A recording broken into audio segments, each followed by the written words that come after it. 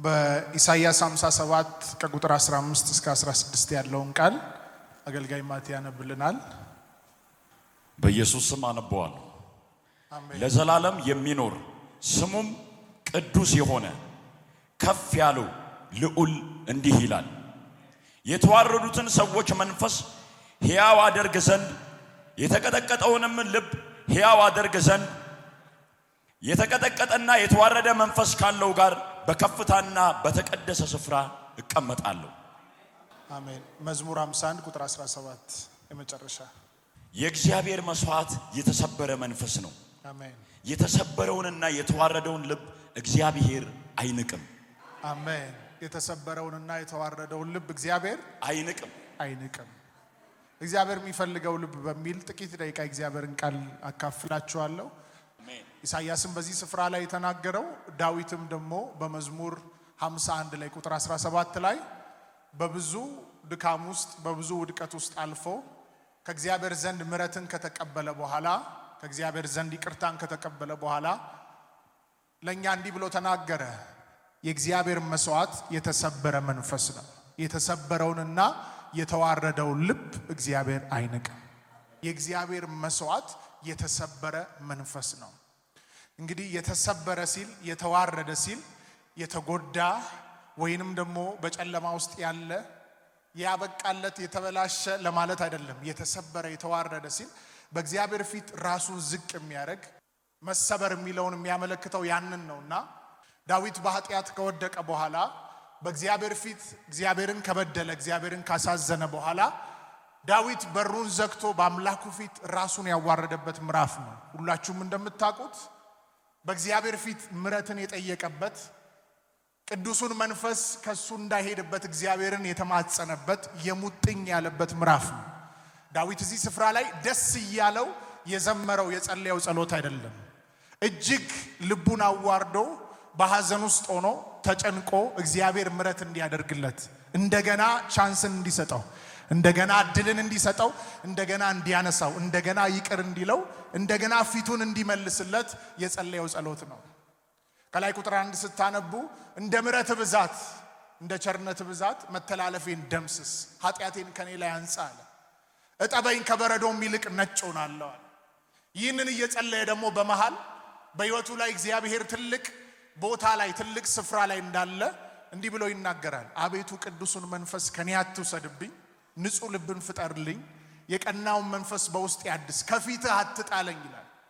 ይህ ሰው ንጉሥ ነው። ንጉሥ ሆኖ እግዚአብሔርን በድሎ በዙሪያው እንግዲህ ብዙ ነገር አለ ሊወሰድበት የሚችል ነገር። ዳዊት እኛ ካለን ሁላችን ካለን ነገር ተደምሮ ከሱ ጋር ቢነጻጸር በጭራሽ ካለው ነገር አንጻር ሊደራረስ አይችልም። የራሱ ከተማ አንድ ከተማ ትልቅ ከተማ በራሱ ስም የተሰየመለት ሰው ነው። እግዚአብሔር እጅግ አክብሮታል። ከፍታ ምዕራፍ ላይ እግዚአብሔር አቁሞታል። ብዙ ኃያላንን ሰጥቶታል። በዙሪያው እግዚአብሔር አምላክ ጉድለቱን ሁሉ ሞልቶለታል። ብዙ የሚወሰድበት ነገር አለ በሕይወቱ ላይ ብዙ አጠገቡ እግዚአብሔር ያሰለፈለት ነገር አለ። ነገር ግን ሁሉንም ተወና አቤቱ ቅዱሱን መንፈስ ብቻ አትውሰድብኝ አለ። ከፊትህ አትጣለኝ። እግዚአብሔርን በድሎ በነበረበት ሰዓት ላይ ንግስናዬን አትውሰድብኝ አላለም። ዝናዬን አትውሰድብኝ፣ ያለኝን የሰጠኸኝን ታላቅ በረከት አትውሰድብኝ አላለም። አቤቱ ቅዱሱን መንፈስ አትውሰድብኝ አለ። ለምን ሲባል ሁሉን ነገር በሕይወቱ ላይ ስቦ ያመጣው ከሱ ጋር የነበረው መንፈስ እንደሆነ ያውቃል። የበግረኛ ሆኖ በግ እየሸተተ ከነበረበት ስፍራ ተጠርቶ ቅባት የፈሰሰበት ምክንያት መንፈስ ከሱ ጋር ስለነበረ ስለመረጠው እንደሆነ ገብቶታል። ይህ ሰው መንፈስ ትቶት ከሄደ እግዚአብሔር ከፊቱ ከጣለው ያለው ነገር እንደሚበተን ባዶ እንደሚቀር የሞትን ምዕራፍ እንደሚራመድ ያውቃል።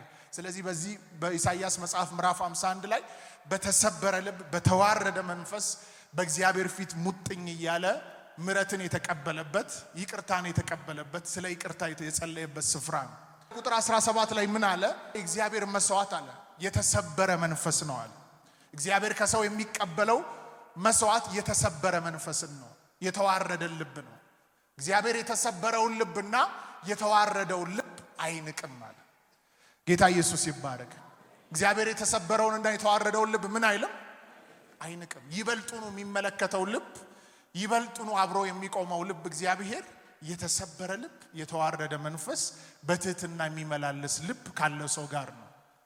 ለዚህ ነው ኢሳይያስ 66:2 ላይ ሲናገር በቃሌ ወደሚንቀጠቀጡ ትሁት ወደ ሆኑ ሰዎች መንፈሳቸው ወደ ተሰበረ ሰዎች እኔ እመለከታለሁ አለ።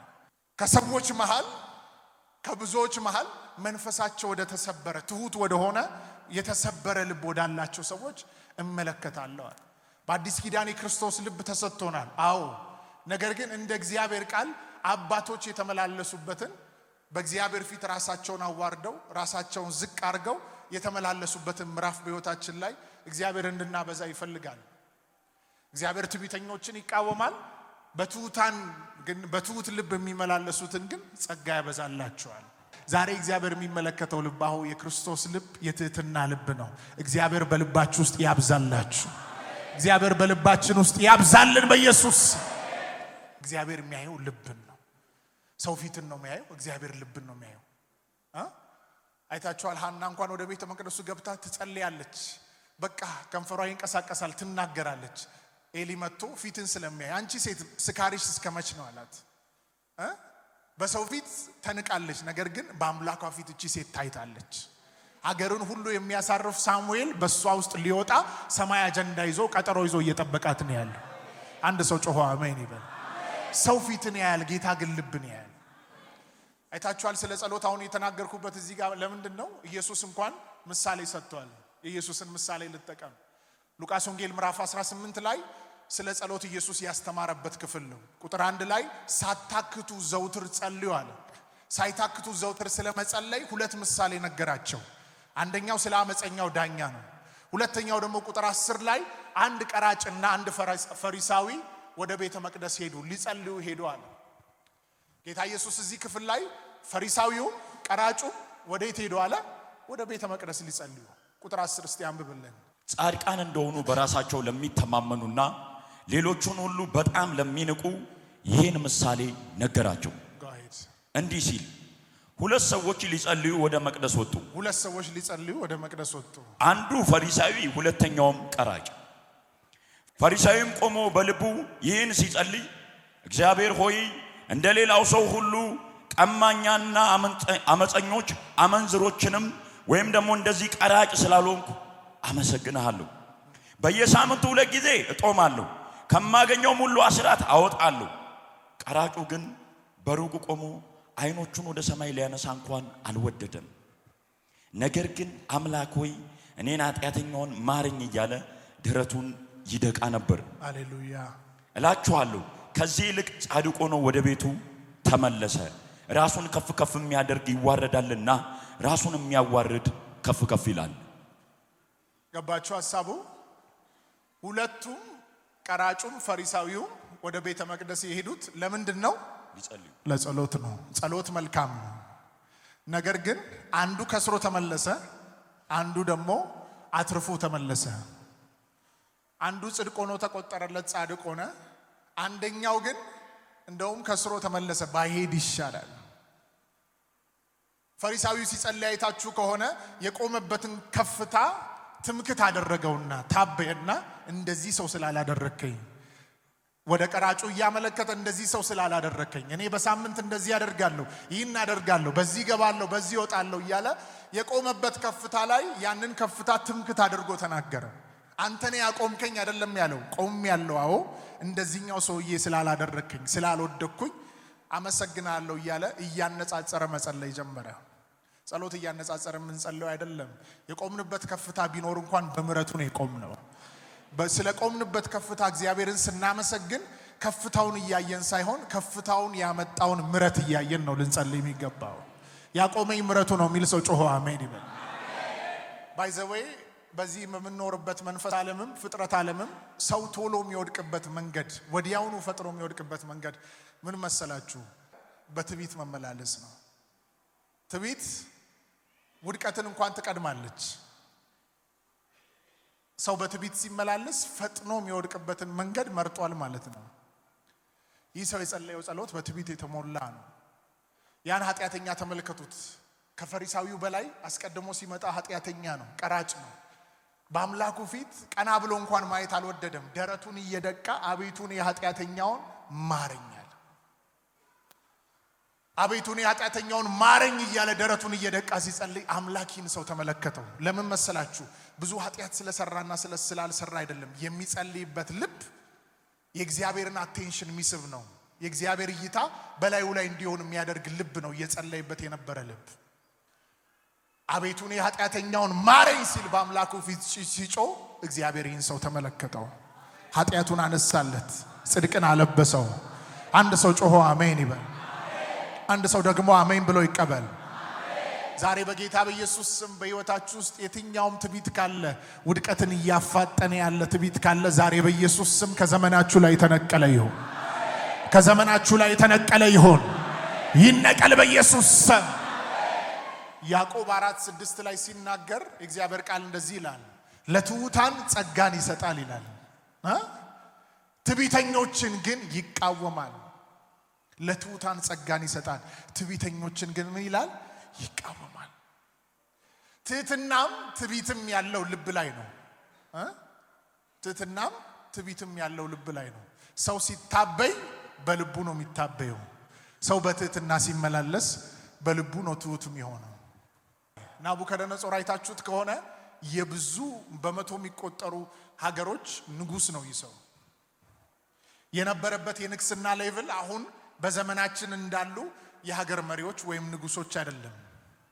ጎረቤት ሀገሮችን እንኳን ኢንፍሉዌንስ የሚያደርግበት የሚቆጣጠርበት የንግስና ወንበር ላይ ነው የተቀመጠው። ይሰው በዛ ንግስና ወንበር ላይ ተቀምጦ የሰራውን ከተማ እየተመለከተ ያለ አንድ ቀን ላይ በልቡ ታበየ። እንደዛ እንዲህ ብሎ ተናገረ፣ ይህንን ሁሉ እጄ ሰርታለች ብሎ መናገር ጀመረ። የራሱን ኃይልና አቅም ብርታት ማሰብ ሲጀምር እግዚአብሔር ኢሚዲየትሊ እዛው በተቀመጠበት ቦታ ጀጅ አደረገው። ፈጣን የሆነ ፍርድ መጣበት። ይህ ሰው ከነበረበት የንግስና ወንበር ወርዶ ምክትል አይደለም የሆነው፣ ወይም ታች የአንድ ክፍለ ከተማ መሪ አይደለም የሆነው፣ የአንድ ቀበሌ መሪ አይደለም የሆነው። ወረደና ጫካ ውስጥ ገባ። እዛ ጫካ ውስጥ ተጥሎ እንደ አራዊቶች ሳር በላ ይላል መጽሐፋችሁን ስታነቡ። ሳር መብላት ጀመረ። የሰማይ ዝናብ ሁሉ ላይ 7 ዓመት ሙሉ ዘነበበት። ጥፍሩ እንደ አዋፋት ጥፍር ሆናል። አይምሮውን በቃ ወሰደበት ጌታ። አይምሮ ይህ ሰው ሊትራሊ አበደ። ምን ያህል ትዕቢት እንዳዋረደው የምታዩት። 7 ዓመት ሙሉ በዛ ምዕራፍ ውስጥ ተመላለሰ። ትላንት ንጉስ የነበረ ሰው አውሬ ሆኖ ከእንስሳቶች ጋር ሳር እየበላ። የሚገርማችሁ 7 ዓመት ከተፈጸመ በኋላ ይላል ቃሉን ስታነቡ፣ ባለፈው ሳምንት ስናገር ነበር፣ አይምሮዬ ተመለሰልኛል። ግን አይምሮ ከመመለሱ በፊት አይኖቼን ወደ ሰማይ አነሳዋል። አይኖቼን ወደ ሰማይ ሳደርግ አይምሮዬ ተመለሰልኛል። በፊት የነበረኝ ክብር፣ በፊት የነበረኝ ነገር ሁሉ ተመለሰልኛል። የናቡከደነጾር በፊት የነበረው ከፍታ የተመለሰለት መልሶ አይኑን ጌታ ላይ ሲያደርግ፣ ልቡን በእግዚአብሔር እግር ስር ሲያዋርድ፣ ወደ እግዚአብሔር ሲመለስ ነው። ወገኖች በዚህ ዘመን እንግዲህ ሰይጣን በጣም በቅዱሳን መሃልም በምድሪቱ መሃልም ሰው ባለው ነገር እንዲመካ በትዕቢት እንዲመላለስ እጅግ በተለያየ አቅጣጫ የቆምንበትን ከፍታ ተመልክተን እኔ እንድንል የቆምንበትን ምዕራፍ የተከፈተልንን ደጅ አይተን እኔ ብለን ዕውቅናውን ለኛ እንዲሆን ብዙ ጊዜ ሰዎችን ያስታል። እሱ ሸንጋይ ስለሆነ ማለት ነው። ትልቁ የሰይጣን ውጊያ በቅዱሳን ላይ መሸንገል ነው። ጳውሎስ ስለዚህ ነው ለኤፌሶን ሰዎች ኤፌሶን 6:12 ላይ ሲናገር ከ10 ጀምሮ በጌታና በኃይሉ ችሎት የበረታችሁ ሆኗል፣ የዲያብሎስን ሽገላ ተቃወሙ ዘንድ የእግዚአብሔርን ዕቃ ጦር ልበሱአል። ትልቁ ጠላትን የምንቃወምበት፣ ትልቁ የጠላትን ስራ የምናፈርስበት መንገድ ሽንገላውን ስናፈርስ ነው። ዲያብሎስ ሸንጋይ ነው። ዛሬ እግዚአብሔር ሊናገረን የፈለገ ምንድነው? መዝሙረኛው እንደተናገረ የእግዚአብሔር መስዋዕት የተሰበረ ልብ ነው። ኢየሱስ እንኳን ዮሐንስ ወንጌል ምዕራፍ 15 ቁጥር 5 ላይ ያለኔ ምንም ልታደርጉ አትችሉም አለ። በየዕለቱ ባለን ምልልስ ላይ በእግሩ ስር ቀርበን አዎ ኢየሱስ ያላንተ ምንም ማድረግ አልችልም። አሁን የቆምኩበት ከፍታ፣ አሁን ያለውበት ስፍራ፣ አሁን የሰጠኸኝ ነገር ሁሉ አንተ ያመጣኸው ነው። አንተ ከኔ ጋር ባትሆን ይህ ሊሆን አይችልም። ኢየሱስ አሁንም ጸጋ ያስፈልገኛል፣ ኃይል ያስፈልገኛል ብለው ራሳቸውን በጸጋው ዙፋን ስር የሚያዋርዱ ሰዎች በምድር ባለ ከፍታ ሁሉ ላይ ከፍ ከፍ እያሉ ይሄዳሉ። በምድር ባለ ክብር ሁሉ ላይ ከክብር ወደ ክብር ይሻገራሉ። ከኃይል ወደ ኃይል ይሻገራሉ። ከፍታቸው ይጨምራል እንጂ አይቀንስም። ሞገሳቸው ይጨምራል እንጂ አይቀንስም።